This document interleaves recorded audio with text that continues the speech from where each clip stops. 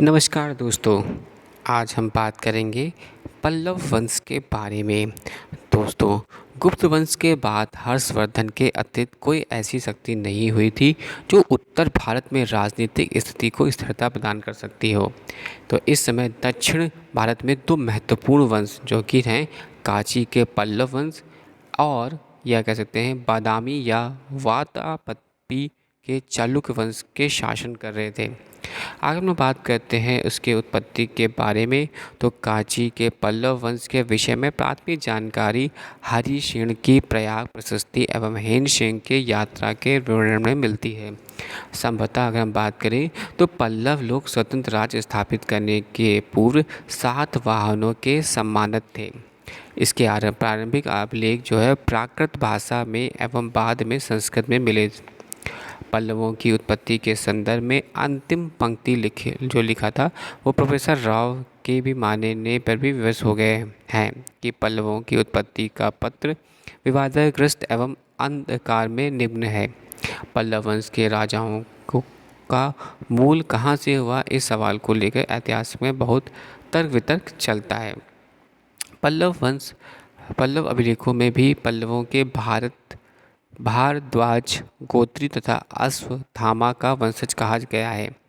तालगुंड अभिलेख उन्हें क्षत्रिय कहता है। प्रोफेसर आर सत्यनय मेमन मानते हैं कि पल्लव अशोक के साम्राज्य के एक प्रांत टोडम मंडप से ही उत्पन्न हुए थे।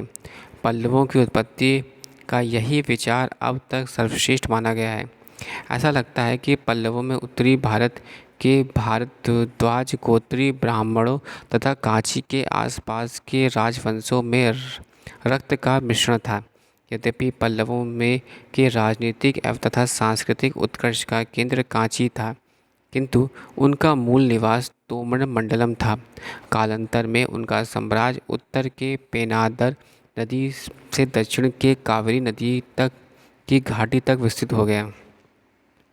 महत्वपूर्ण बात करें, गुप्त सम्राट समुद्रगुप्त ने दक्षिणी भारत में विजय यात्रा करते हुए पल्लव राज विष्णुगुप्त को भी आत्मसमर्पण के लिए विवश किया था।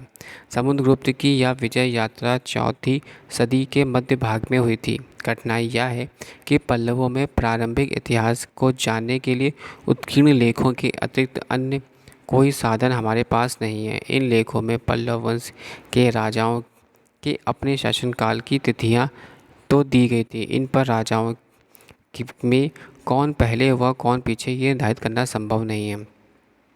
पल्लवकालीन संस्कृति। कांची के पल्लव नरेश ब्राह्मण धर्मनुयायी थे। ये काल ब्राह्मणों के उन्नति का काल रहा।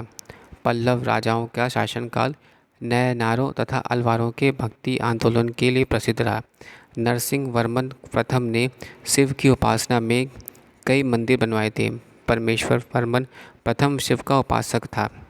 उसकी उपाधि परमेश्वर थी। दक्षिण भारत में वैष्णव आंदोलन का प्रारंभ पल्लवों के राज्य से हुआ। ब्राह्मण मतानुयायी होते हुए भी पल्लव शासक धर्म सहिष्णु थे। उनके शासन काल में बौद्ध तथा जैन दोनों मालवालंबियों का प्रचलन मिला। कांची धार्मिक क्रियाकलापों का प्रमुख केंद्र था। कला तथा स्थापत्य। पल्लव शासकों के काल में कला तथा स्थापत्य की उन्नति हुई। वस्तुतः उनकी वस्तु एवं दक्षिण भारतीय कला के इतिहास में सर्वाधिक महत्वपूर्ण है। पल्लव वास्तुकला में ही दक्षिण की द्रविड़ शैली का आधार बनी और दक्षिण स्थापत्य के 3 अंग थे: मंडप, रथ और विशाल मंदिर। शैली की बात करें तो इसमें आता है महेंद्र वर्मन शैली और मामल शैली। महेंद्र वर्मन शैली, इस शैली में कठोर पाषाण को काटकर गुहा मंदिरों का निर्माण हुआ जिन्हें मंडल कहा जाता है।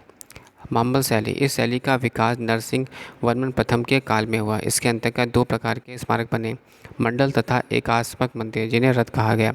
इस शैली से निर्मित सभी स्मारक मामल्लपुरम में ही स्थित हैं। Thanks for sharing.